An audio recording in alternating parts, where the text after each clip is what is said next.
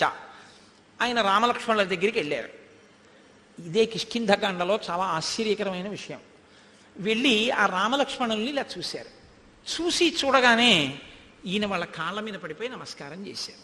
చెయ్యొచ్చా అలాగా? చేయకూడదు. సన్యాసి గృహస్థుకి నమస్కారం చేయకూడదు. ఎందుచేత అంటే శాస్త్రంలో అంతే సంశయ. ఆయన మంచివాడా చెడ్డవాడా వదిలేయండి, ఆయనకి ఏమైనా తెలిసా తెలీదా వదిలేయండి.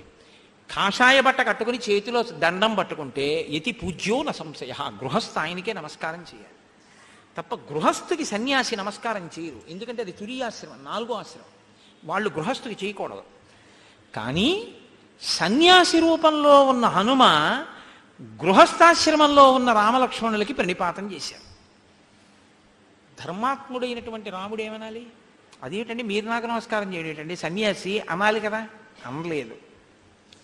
అనలేదు. సత్య పరాక్రమం. పోనీ ఏ శబరిలాగో ఎదురు చూస్తున్నటువంటి వాళ్ళు ఒక దివ్యమైనటువంటి జ్ఞానము చేత తెలుసుకున్న వాళ్ళు రాముడెవరో అందుకుని పూజ చేస్తున్నారా?